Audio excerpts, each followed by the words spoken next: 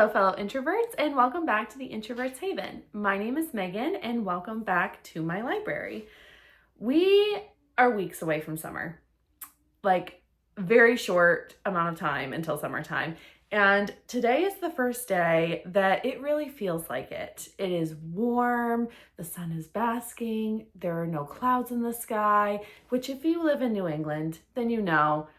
You might get a cloudless sky, but it's not going to be warm, or it might be warm, but you're going to have clouds. So the fact that today there is no clouds in the sky and it is warm is like a double win. And the best way to kick off this wonderful weather is to force myself to go outside because my vitamin D level is horribly low. But it's also, other than walking the dog and enjoying the outside, to the best of my natural inside girly ability, it is also to spend the day reading books, and in particular, summer books, because I have been curating over the last few weeks or months, whatever.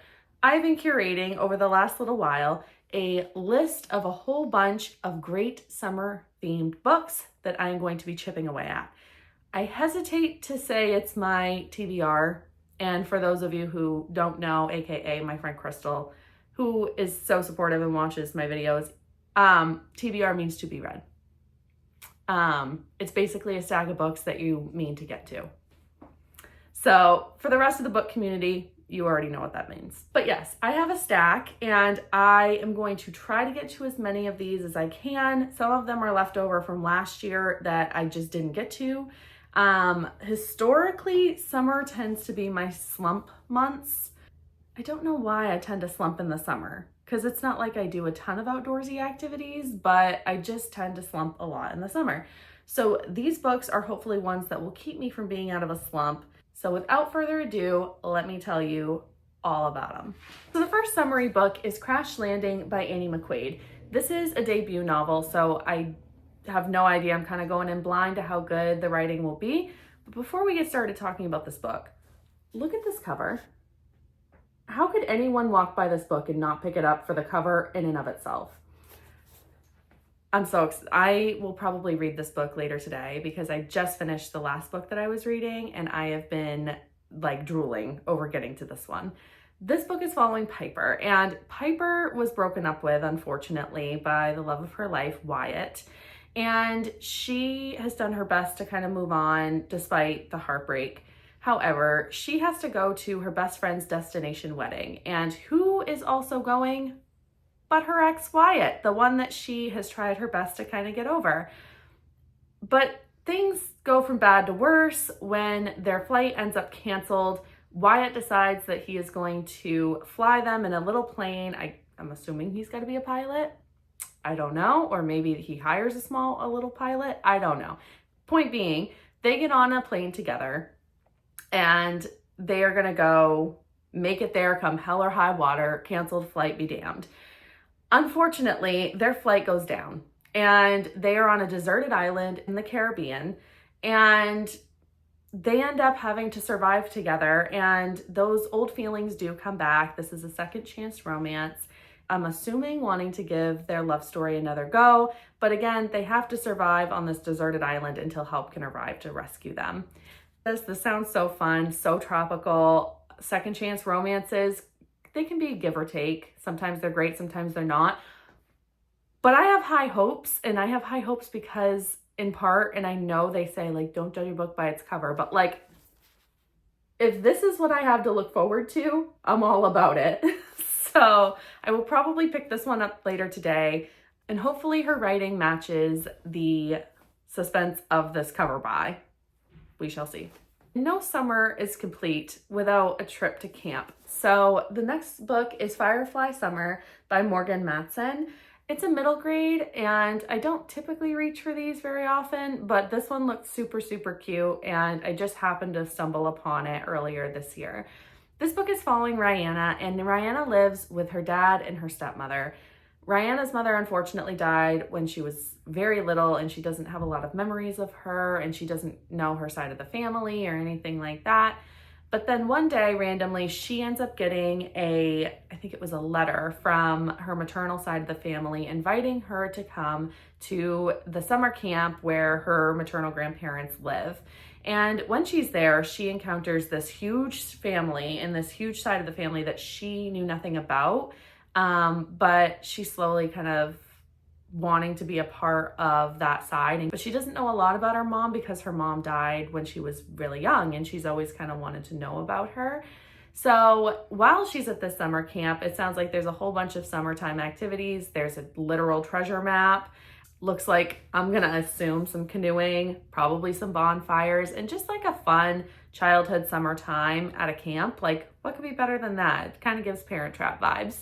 So I'm excited to give this one a go. This book I wanted to get to last year, but I just kind of ran out of time. And then by the time fall came around, I was really excited about fall reads. So this year I am hellbent determined that I'm going to read Bad Summer People by Emma Rosenblum. This book is following a very rich set of friends, and they go to a private island every summer. And picture all the rich people luxury. You've got tennis courts, you've got this beautiful beach, it's a private island. What could go wrong, right?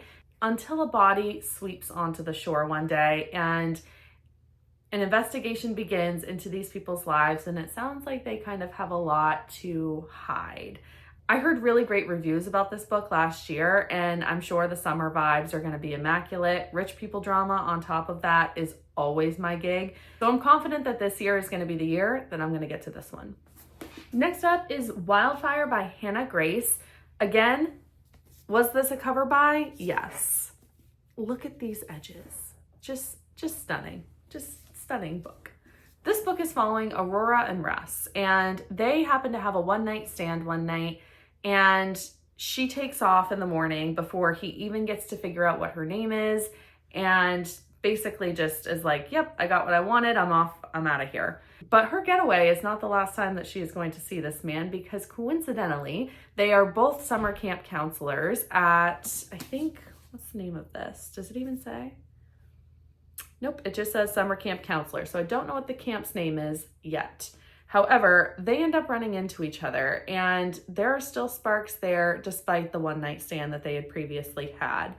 And there is a strict no fraternizing rule within this camp among the counselors, but when the attraction's there, it's there.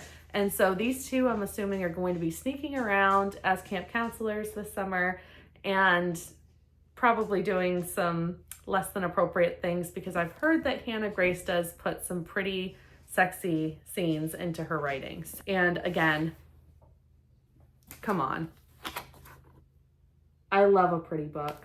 This is such a pretty book. It is a really, really long one. I've heard that Hannah Grace does tend to write on the longer side, so I'm hoping to get to this one this year. Again, summer camp, it's just quintessential summertime activities that are so, so fun. And add romance into it too. It's gonna be a winner. At least I'm really hoping that it's a winner, because the concept is great.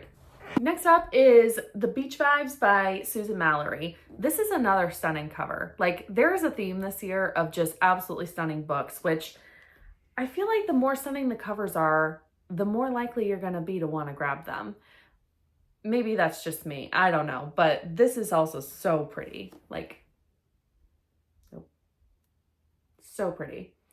So this book is following Beth, and Beth has a little brother who ended up going through surgical residency. I guess he was a foster child before he entered their family, and they are just having a great summer. And Beth owns her own sandwich shop while her brother is a surgical resident.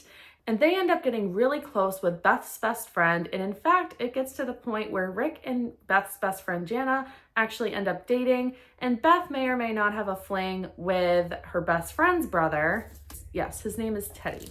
And so this is just perfect. If this could all work out, that would be the perfect family created, because you'd have basically two sets of siblings that are dating each other. However, one day, Beth ends up catching her brother cheating on her best friend. And it leaves her really struggling with, okay, who do I be loyal to? Do I tell my best friend that my brother's a jerk and is totally cheating on her? Or do I remain loyal to my brother and not say anything? So it puts her in a really uncomfortable situation, a moral dilemma. Like, really, who are you going to be more loyal to? I'd probably be more loyal to my best friend. I'm not going to lie. I would probably throw my brother straight under the bus. But that's just me. I don't know. The last two books I have talked about on this channel before, but these are both very quintessential summary type books. So we will start with The Sirens by Emilia Hart. And again, this is the same author who wrote Wayward, but I have seen very mixed reviews on this book. So I still have high hopes because I did love Wayward so much. But this book is following, I believe her name is Lucy. Yes. So it's a dual timeline, which is what Emilia Hart did in Wayward as well. So this is following Lucy, and one night Lucy wakes up with her hands around, I believe, her husband or her boyfriend, neither, an ex-lover. She wakes up with her hands around an ex-lover's throat with really no recollection of like even getting to the point of wanting to strangle him to begin with. And she is horrified by what she has done. So she ends up deciding to go to, I believe, a sister's house. And while she is there, she ends up finding that, hello, are you coming to say hello? Lots of men who have ended up dead or washed out at sea. And it says that there are sailors that are telling about hearing women's voices on the waves. So I'm assuming that all three of these eras that this book takes place in all follow probably the same family of women. This author tends to have really strong feminist vibes, but essentially all of them are probably going to be sirens secretly who are luring men to their death. Super summary. And like I said, despite the mixed reviews, I still have high hopes because this is a really, really cool concept. And I've always really loved the idea of mermaids. And last but not least is The God of the Woods by Liz Moore. Again, stunning copies of these books. Like every book that I'm picking up this summer has a pretty stunning cover. So I'm really excited about them all. But this book takes place in the 1970s at a summer camp where one little girl ends up going missing one day, and she is the owner of the camp's child. However, this is not the first child that they have had go missing at their summer camp. And so I'm assuming this is a quest to find out not only where this little girl went, but also what happened to her brother years earlier. And it was voted the book of the year by Book of the Month, and it was also on the Goodreads Choice Awards. So I'm fairly confident that it's a pretty decent book if it's won as many awards as it has. And that is all of the books that I want to get to this summer at some point in time. I'm a wicked mood reader, so I'm not sure when I'm going to get to each one of these, but they all sound phenomenal and I'm really, really excited about them and all the genres. Like, they're all very summary, but all very different in terms of genres. So it's going to be a very fun summer of reading, and the books are all stunning. Like, there is not one book on this list that does not have somewhat of a stunning cover or edge to it. So that always makes things even more fun when you can read a beautiful book. As always, thank you guys so much for being here. I am going to go pick up, I think this one.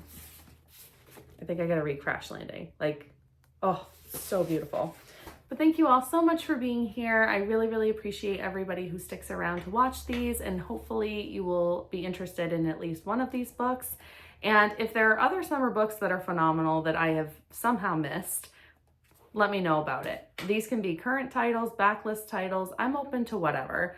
I just really want the summer vibes and need all the good vibes that I can, because as I've said in previous videos, spring is always a really rough time of the year for me, and so it is no shock that I am trying to rush through the rest of these last few weeks of spring as quickly as I can and get to much more happier times. And I hope that you guys are able to carve out some time today to read as well, and have a great rest of the day.